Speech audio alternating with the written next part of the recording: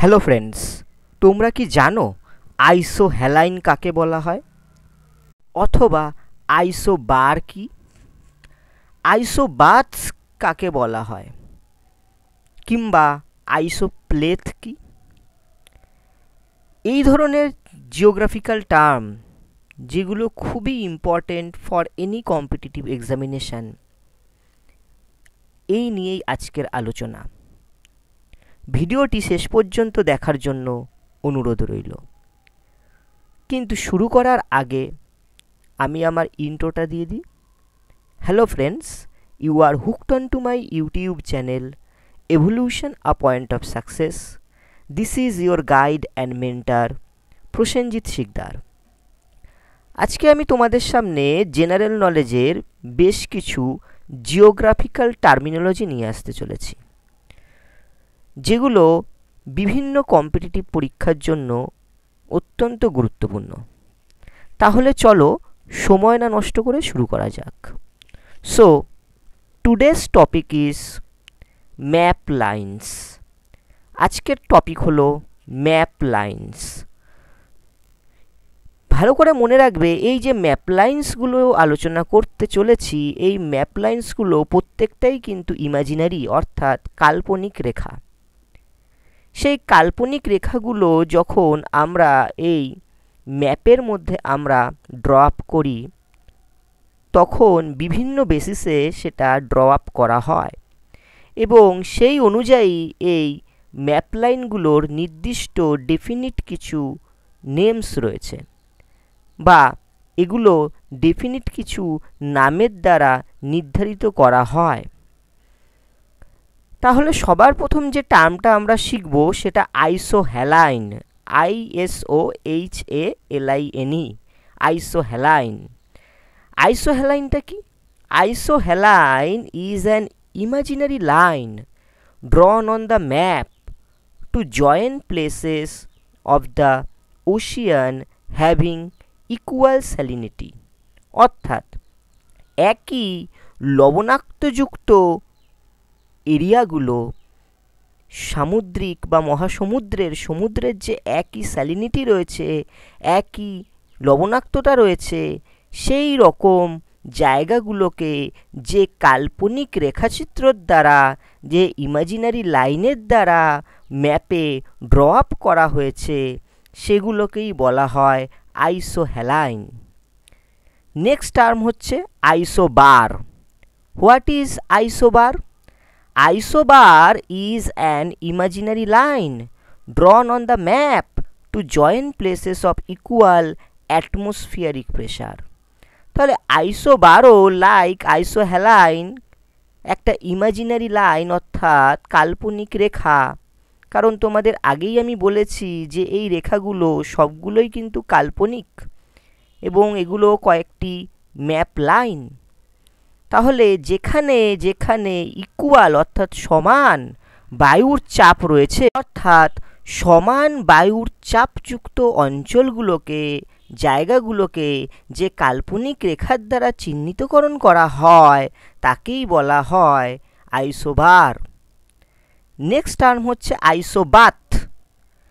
Isobath is an imaginary line drawn on the map to join places of equal depth in the ocean, অর্থাৎ মহাসমুদ্রে সমান গভীরতাযুক্ত জায়গাগুলোকে যে কাল্পনিক রেখাচিত্র যারা বোঝানো হয়, তাকেই বলা হয়ে থাকে আইসোবাথ। নেক্সট টার্মে চলে আসা যাক।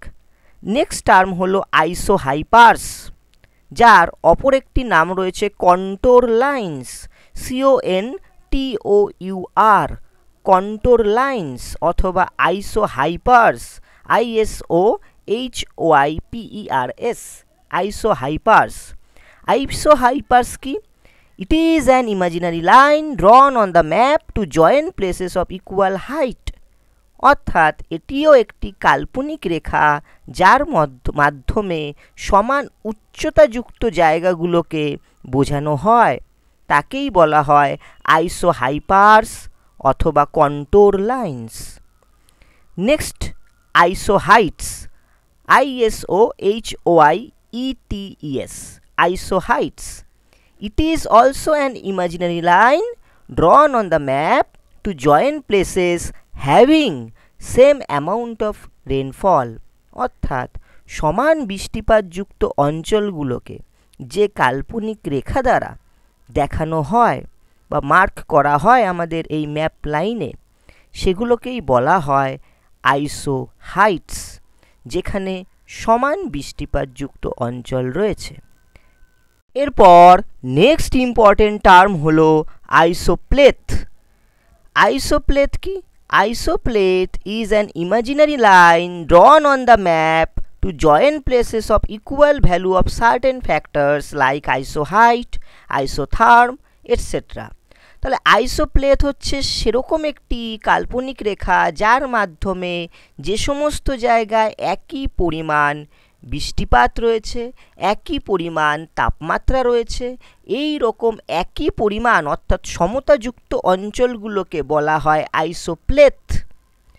নেক্সট ইম্পর্টেন্ট ইমাজিনারি লাইন হলো isohel, hel. It is an imaginary line drawn on the map to join places having received equal amount of sunlight. দেখো টার্মগুলো কিন্তু অত্যন্ত ইজি মনে রাখার জন্য, কারণ আমরা জানি কি সানলাইট অর্থাৎ সূর্যরশ্মির শক্তির কারণ কি নিউক্লিয়ার ফিউশন, এবং আমাদের নিউক্লিয়ার ফিউশনে কি হয় না আমাদের সূর্যে প্রচুর পরিমাণ হিলিয়াম এবং হাইড্রোজেন গ্যাস রয়েছে।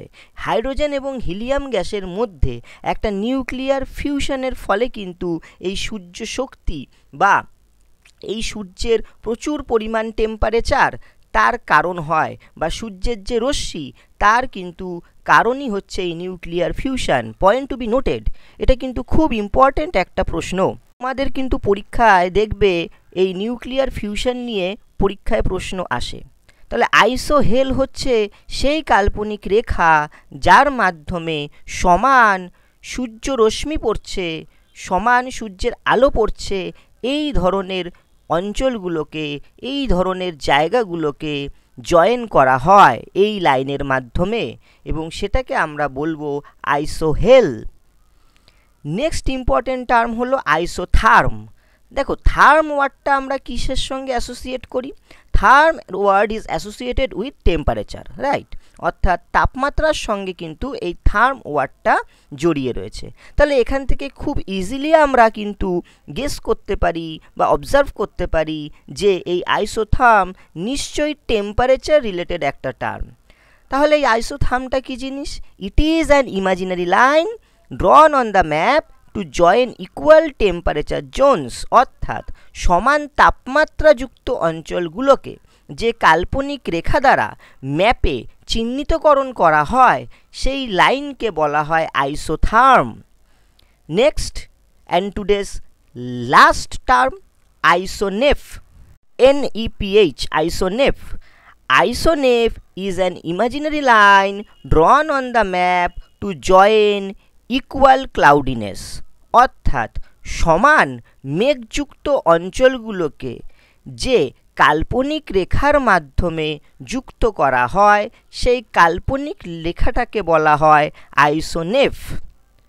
তাহলে আজকের ক্লাসে আমি বিভিন্ন জেনারেল নলেজের যে ম্যাপ লাইনগুলো রয়েছে এই ম্যাপ লাইনগুলো নিয়ে আলোচনা করলাম। ভিডিওটি দেখার জন্য তোমাদেরকে অনেক অনেক ধন্যবাদ।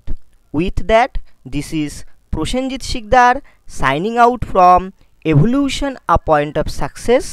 Till we meet next, keep studying, keep watching and keep sharing. Don't forget to subscribe, like and comment. Bye. Take care.